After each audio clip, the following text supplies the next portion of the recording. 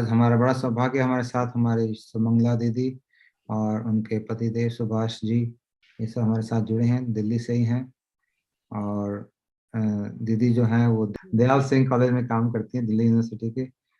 और सबसे पहले जब वो मठ गई तो अ, श्रीमती रागलेखा दीदी उनको मिली सबसे पहली बार, और उन्होंने ही इनको दिशा निर्देश दिया, और उन्हीं के ही अनुगत्य में इन्होंने भक्ति शुरू की।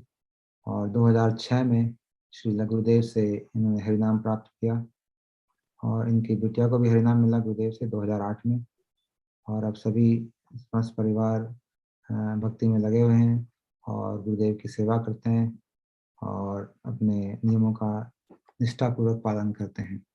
तो हम लोग सबसे पहले इनका स्वागत करते हैं इस कार्यक्रम में, और इनकी स्मृतियों को आज हम सुनेंगे, कैसे इनकी भक्ति में यात्रा रही, कैसे इनका विश्वास धीरे धीरे गुरु जी के प्रति और भक्ति के प्रति बढ़ा, और कैसे गुरु जी ने इनको अपनाया, और इन्होंने कैसे कैसी अनेक सेवाएं करी, ये सब हम लोग विस्तार से इनसे श्रवण करेंगे। अनंत कोटि दंडवत प्रणाम करती हूँ। तत्पश्चात प्रोग्राम से जुड़े समस्त वैष्णव के चरणों में यथा योग मेरा दंडवत प्रणाम।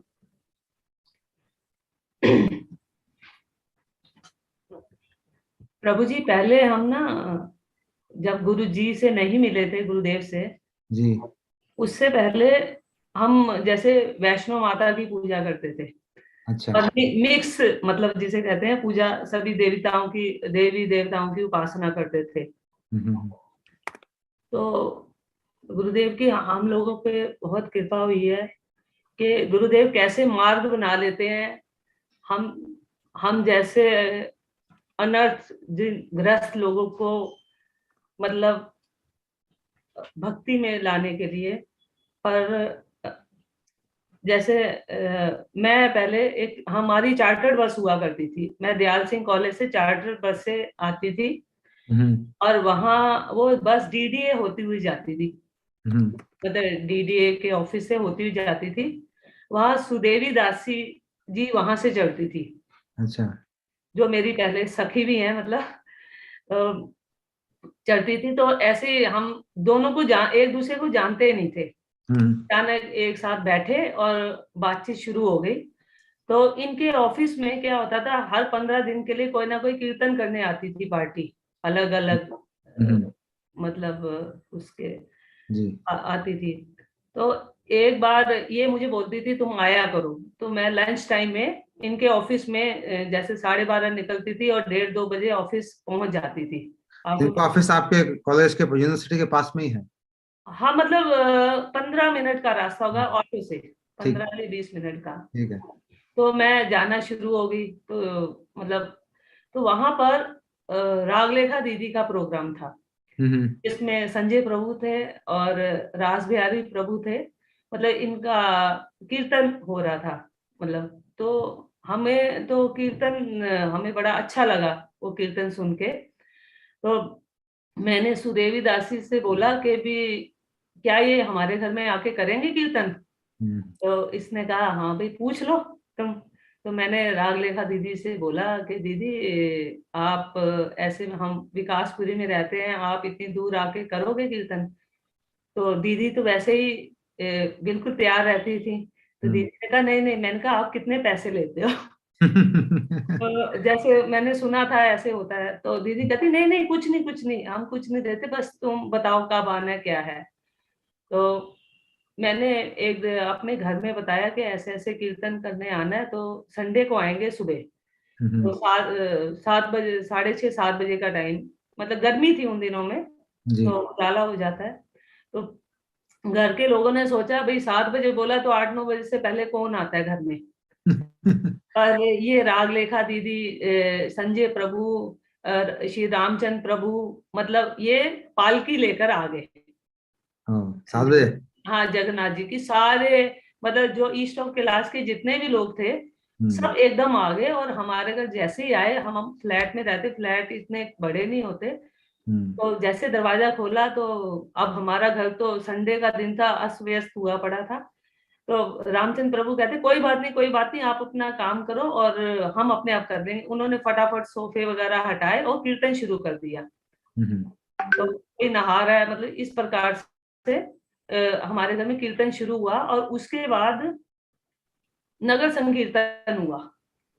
रागलेखा दीदी ने कहा हम पूरे आपके ब्लॉक में नगर संकीर्तन करेंगे। नगर संकीर्तन हुआ और हमारे ब्लॉक के बहुत सारे लोग एकत्रित हो गए। मतलब लोगों को बहुत अच्छा आनंद आया। और इस प्रकार से रागलेखा दीदी से हमारी भेंट हुई।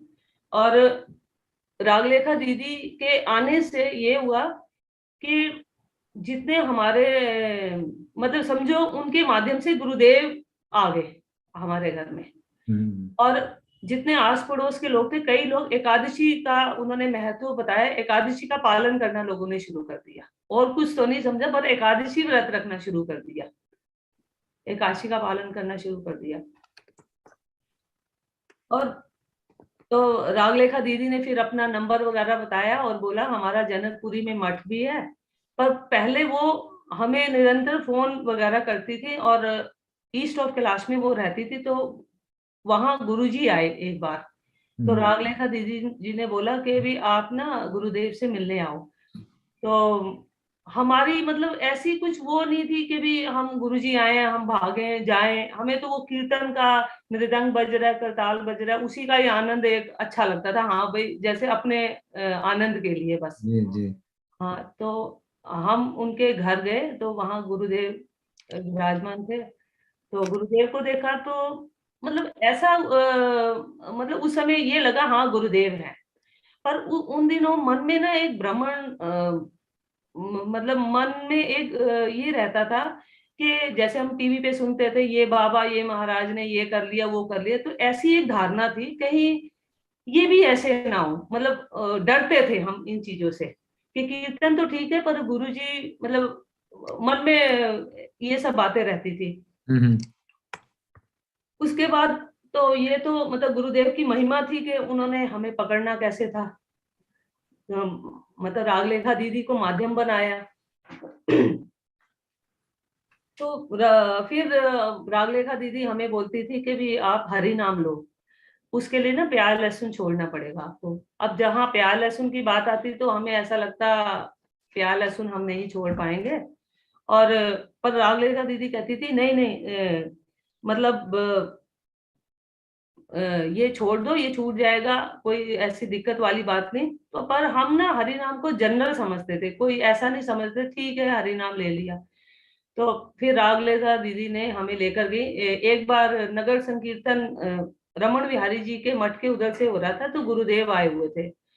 तो रागलेखा दीदी हमारी बाजू को, सुदेवी दासी की बाजू और मेरी बाजू को पकड़ पकड़ के ना, गुरुदेव पालकी में थे मतलब रथ में थे, और हमें उनके पास लेकर जा रही दौड़ दौड़ के, गुरुदेव गुरुदेव ये प्याज लहसुन नहीं छोड़ पा रहे हैं। तो मतलब इनकी ये, तो गुरुदेव ने हंस के जैसे आशीर्वाद सा ऐसे दिया और हंस पड़े। मतलब जैसे गुरुदेव की उस समय कृपा शुरू जैसे कर दी गुरुदेव ने। फिर उसके बाद जब मैं मठ में आना जाना शुरू मैंने कर दिया, मतलब हमारा हरि नाम हो गया गुरुदेव से 2006 में। मतलब रागलेखा दीदी हमें लेकर गई, और वहां पर गुरुदेव ने सुदेवी दासी, उनके पतिदेव और मेरा, हम तीनों का इकट्ठा हरि नाम हुआ। तो गुरुदेव ने बताया ऐसे मंत्र करना, एकादशी पालन करना, 16 माला करना, और प्याज लहसुन नहीं खाना। मतलब इस प्रकार से गुरुदेव ने बताया। हमने कहा ठीक है। तो और जब मैं मठ में आना जाना शुरू कर दिया जनकपुरी मठ में, तो मुझे ना ये होता था कि मैं हरि नाम ना करके शरीर के द्वारा सेवाएं करूं। जैसे जी एक जैसे मुझे लोग जाने अपनी प्रतिष्ठा के लिए। जैसे होता है ना भाई मैं ये काम करूं तो लोग कहें, अरे वो उसने ये काम किया। जैसे एक मतलब शरीर से काम करूं और प्रतिष्ठा। और और जैसे अभी मैं वो वैष्णव के तत्व को नहीं जानती थी, जैसे वहां वैष्णव लोग होते थे तो ये नहीं जानती थी कि भी ये बहुत ऊंची चीज है, इनमें तत्व पर मैं उनको साधारण ही समझती थी कि भी जैसे हमें हरि नाम मिला इन्होंने भी हरि नाम लिया हुआ है। और अपने आप को ये समझती थी कि मुझे ये ऐसी भागदौड़ वाली सेवा मिले, मैं ये कर दूं वो कर दूं। मन में प्रतिष्ठा की जैसे भावना सी रहती थी। पर जो सुदेवी दासी जी थी, ये हमेशा ना मुझे हमेशा कहती थी तुम ग्रंथों में प्रवेश करो, मतलब हमेशा। और 2013 और 14 में मैं मठ में समर कैंप हुआ, जनकपुरी मठ में। मतलब वो समझो मेरा नाश का कारण था। मैं अपने आप को ये मानती हूँ कि मतलब इतना अभिमान, और गुरुदेव ने मुझे दिखा दिया कि भी तुम प्रतिष्ठा, मतलब मठ में जैसे जब मठ में कथा होती तब तो मैं जाती नहीं, और जब भाई हाँ ये काम करना वो, तब मैं पहुंच जाती। तो सुदेवी दासी हमेशा मुझे कहती थी तुम मठ आया करो। मैं कहती हाँ मैं जाती हूँ। तो वो कहती थी कब? अच्छा। तो मैं आगे पीछे का टाइम बताती थी, तो वो कहती थी जब कथा होती है तब तुम क्यों नहीं आती हो? क्योंकि मेरी रुचि नहीं होती थी, मैं उसी को ही अपना ज्यादा समझती थी। कई बार तो ऐसा हुआ प्रभु जी, कथा चल रही है मैं बीच में छोड़ के चली जाती थी। मतलब ऐसा कुछ मुझे ये लगता था, नहीं नहीं, हाँ ये इतनी बड़ी चीज नहीं है, जो ऐसे मैं दिखावे वाली सेवा कर रही हूँ वो ज्यादा उचित है। और वो जो जितना भी, और एक और मेरे अंदर था कि मेरे पास ना, मैं शुरू शुरू में हमने ग्रंथ बड़े खरीद लिए मठ से, ले के हर ग्रंथ हमारे पास होना चाहिए था। अब इस चीज का भी बड़ा अभिमान था कि मेरे पास ना ग्रंथ सारे हैं, आता कुछ भी नहीं है, ग्रंथ सारे हैं। पर इससे क्या हुआ कि गुरुदेव ने जो, इसका परिणाम ये हुआ कि मेरा जो 10 साल थे ना, गुरुदेव ने पूरे 10 साल मैं पीछे हो गई। मतलब 2006 से लगा लो, मुश्किल से कुछ ही समय में रही, पर उसके बाद 10 साल पीछे हो गई। यहाँ गुरुदेव ने मुझे ये बताया कि पहले कि मुझे प्रतिष्ठा की आशा थी ना, जिस तो गुरुदेव ने मेरी वंचना कर दी उस समय, वंचना करके। और गुरुदेव ने ये मुझे बताया कि भी तुम प्रतिष्ठा लेने आई थी ना, तो पहले तुम प्रतिष्ठा ही ले लो। गुरुदेव बोला कोई बात? नहीं नहीं, बोला नहीं, मतलब मैं इस चीज को गुरुदेव के बोले लगा। थे, ठीक ठीक। मतलब मैं अपने आज रियलाइज करती हूँ। तो आज भी मैं मतलब गुरुदेव की मतलब महिमा का जो भी हृदय से मतलब सिमरन करती हूँ, तो मेरा जो मन है हृदय द्रवित हो जाता है कि जो है गुरुदेव ने मुझे प्रतिष्ठा में डालकर छोड़ा नहीं। मतलब 10 साल बाद भी फिर गुरुदेव ने मुझे पकड़ लिया कि फिर मैं भक्ति करना फिर धीरे धीरे धीरे शुरू हुई। तो मठ में आप क्या सेवाएं करती थी? सेवा प्रभु जी कुछ नहीं, बस ये होता था जैसे समर कैंप है, बच्चों को इधर लाना, वो ये मतलब जैसे 2 महीने की छुट्टियों में बच्चे घरों में होते थे, तो हम बच्चों को इकट्ठा वगैरह करके और जी बच्चों को हरि नाम करवाना। उसमें बच्चों के जो माँ बाप होते थे मुझे जानना शुरू हो गए, जी वो दीदी ये करवाती, तो ये प्रतिष्ठा ही तो है, मैं क्या करवाती थी। उस समय उस चीज की बड़ी लालसा थी, हाँ लोग मुझे जानना शुरू हो गए। हालांकि ये मतलब ये इसे सेवा, ये तो शरीर वाली सेवा है, असली सेवा तो भक्ति से रिलेटेड है, वो नहीं जानती थी क्योंकि तत्व ज्ञान नहीं था। नहीं, असली सेवा नहीं होने पे भी सेवा तो है, चाहे प्रतिष्ठा की कामना से ही हो, लेकिन सेवा तो फिर भी है। नहीं क्योंकि प्योर नहीं कर सकते, जैसे कि हम प्योर भक्ति का कहते हैं ना।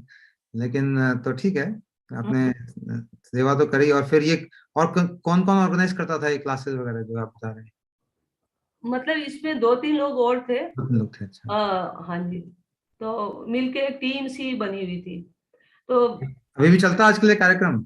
नहीं नहीं, अब तो प्रभु जी नहीं चलता। अच्छा अब अच्छा। तो मैं उस समय को याद भी करती हूँ ना, तो मन कांप जाता है, और ये सोचती हूँ कि कितने बड़े मेरे मतलब वो अनर्थ थे, मतलब वो मेरी भक्ति में बाधा थी।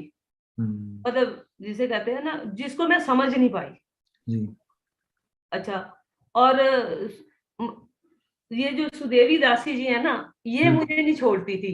जब मैं इनको फोन करती थी, तो मेरी आदत होती थी कि भी ये प्रॉब्लम है वो प्रॉब्लम है, तो ये सुनती थी, वो कोई जवाब नहीं देती थी, तो मैं ना गुस्से में बोलती थी। इसका मेरा मतलब बहुत, मतलब शायद मैंने इनको ज्यादा बोला होगा, उन्होंने बड़े प्रेम से, बड़े जिसे कहते हैं ना दीनता से मुझे हमेशा सही मार्ग ही दिखाया है। उनकी मतलब मैं जितनी तारीफ करूं कह लो, या मतलब उनका ऋण नहीं मैं चुका सकती, ऐसी हूँ। मतलब और अभी भी वो मेरे पीछे ही पड़ी रहती हैं। और वो मुझे हमेशा ग्रंथों में तो प्रवेश करवाना ही चाहती थी।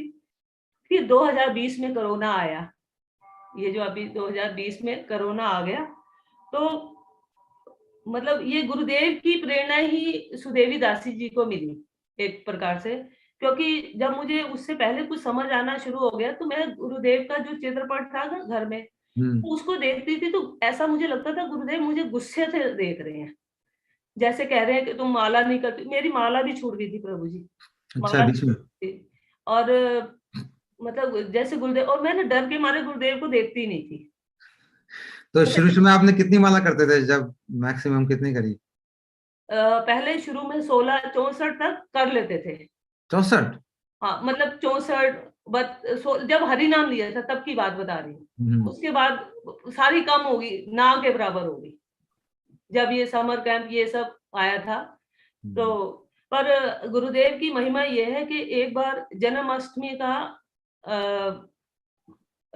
जन्माष्टमी थी, और मेरी इच्छा बड़ी थी कि मैं ना सुबह मंगल आरती में आऊं, और मेरे घर में मतलब कोई सुबह ऐसा नहीं था कि जो मुझे लेकर जाए और मंगल आरती में दर्शन हो। तो मैंने उस दिन ना मतलब गुरुदेव से प्रार्थना की कि गुरुदेव मैं मंगल आरती में आना चाहती हूँ, मैं कैसे करूँ? मतलब कोई साधन नहीं, मैं अंदर ही अंदर ना मैं लोगों का सुनती थी, सारे लोग आ रहे हैं मंगल आरती में, सारे लोग आ रहे हैं। अब सुबह मतलब 4 बजे घर से निकलना कोई साधन नहीं था उस समय, ऐसा कि डर भी लगता था कि 4 बजे निकल के जाना, क्या करूँगी?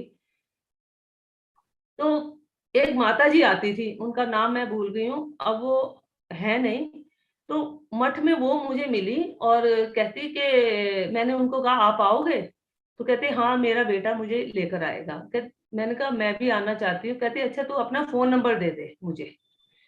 तो उन्होंने मेरा फ़ोन नंबर ले लिया और सुबह रात को ही उन्होंने फ़ोन कर दिया कि मैं मेरा बेटा और मैं तुझे लेने आ जाएँगे। मतलब ये गुरुदेव ने ही मतलब जो मैंने गुरुदेव को बोला, ऐसे ही गुरुदेव ने ही रास्ता बनाया। तो वो 4 सवा 4 बजे मेरे घर के नीचे, ये भी नहीं गेट के पास, घर के नीचे बिल्कुल आ गए। और फिर मैंने मंगल आरती को अटेंड किया और फिर मुझे छोड़ के भी गए। तो उस दिन मुझे लगा कि गुरुदेव से जब हम कुछ कहते हैं, ये गुरुदेव मन में भी सोचते हैं, तो गुरुदेव सुनते हैं, इस चीज़ को रियलाइज़ किया मैंने।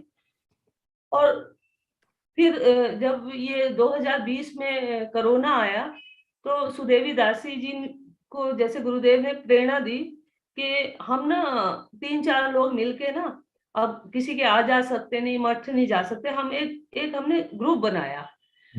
उसमें श्री जैव धर्म जो कि श्री कृष्णदास प्रभु जी की क्लासें चल रही हैं, हरि कथा अमृत पे। तो हमने उसमें ये तो उनकी भी बहुत अपार कृपा है, उनके माध्यम से हम जैव धर्म को समझ पा रहे हैं, कुछ ग्रहण कर पा रहे हैं। तो उनका जब लेक्चर हो जाता था तो हम सुदेवी दासी जी हमें मतलब उसके बारे में सारा समझाती थी, कर्म ज्ञान योग क्या है, मतलब जो प्रभु जी बोलते थे उसी लेक्चर को हम करते थे।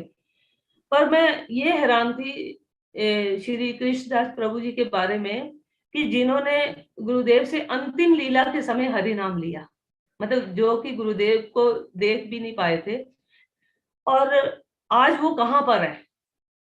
मतलब पूरा जो कि जितना भी है तत्व ज्ञान को, मतलब और वैष्णव के तत्व को वो अच्छे तरीके से जानते हैं, और हम जो 2006 में लेकर हरि नाम बैठे हैं, हम कहाँ पर हैं। तो हमें तो गुरुदेव ने सामने बैठ के दिया, हमारे अंदर वो क्यों चीज नहीं आई, और उनको तो माला स्पर्श करके ही दिया गया हरि नाम।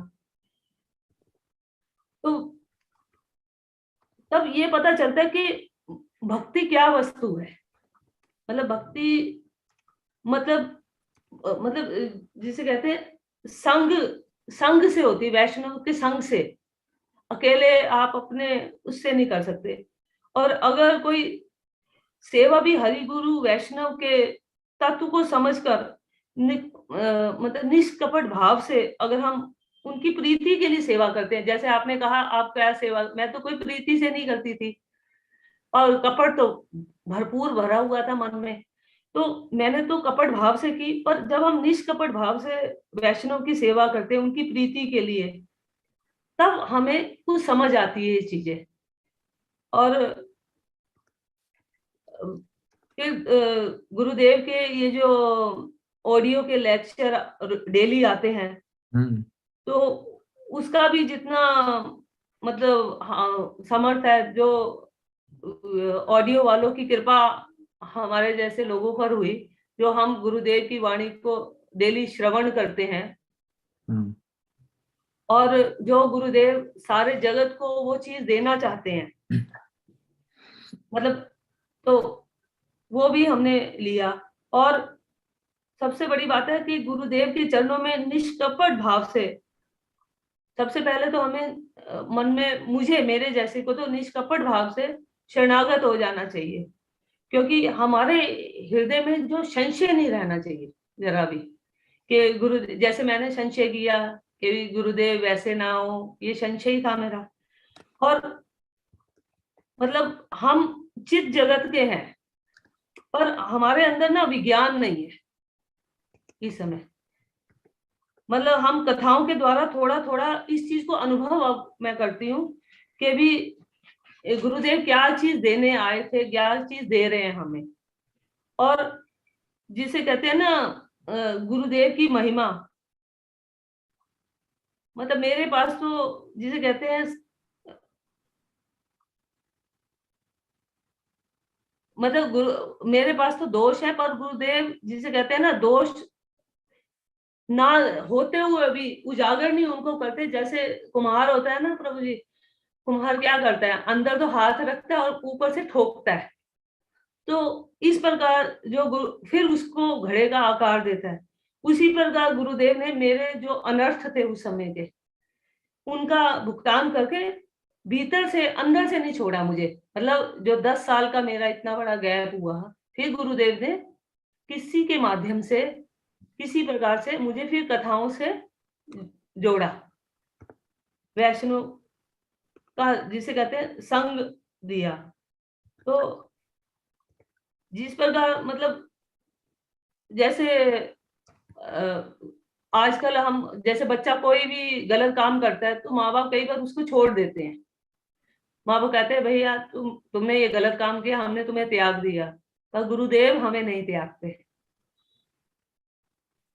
जो गुरुदेव हैं वो हमें, मतलब वो जैसे गुरुदेव का तो ऐसा है कि भी जैसे नित्यानंद प्रभु ने पात्र का विचार ना करके भी हमारे कल्याण, मतलब हमारा कल्याण ही किया है। हम मतलब इस चीज को, जैसे गुरुदेव भक्ति दे रहे हैं तो हम उसको ले नहीं पा रहे हैं, हमें उसकी अनुभूति नहीं है, पर गुरुदेव अपनी बातों से, अपने कथाओं के माध्यम से हमें मतलब सारा बता रहे हैं, समझा रहे हैं, पर हमारी योग्यता फिर भी नहीं है। तो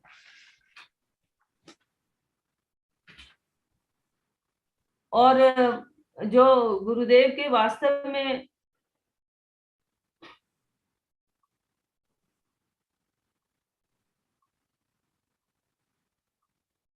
मतलब जैसे गुरुदेव वास्तव में जो शिष्य के समस्त दोषों को देखते भी हैं, परंतु परमार्थिक जगत में उसकी उन्नति करते हैं।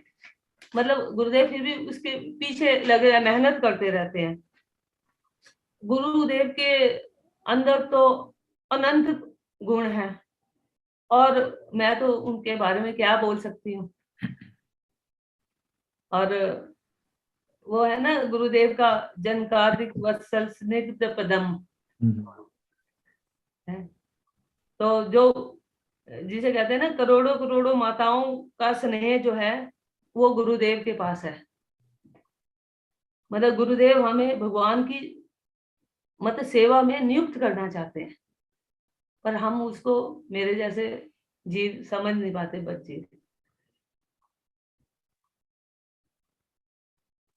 और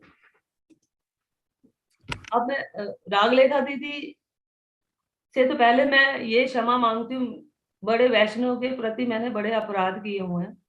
रागलेखा दीदी कई बार जब हम शुरू शुरू में लगे थे तो हमारे से जैसे परिणामी लेकर नवदीप धाम में सेवा में लगाती थी, मतलब वैष्णव की सेवा में लगाती थी। तो मेरे मन में ये आता था कि दीदी जब देखो पैसे मांगती रहती है, क्योंकि हम ये उस चीज को समझ नहीं पाते थे।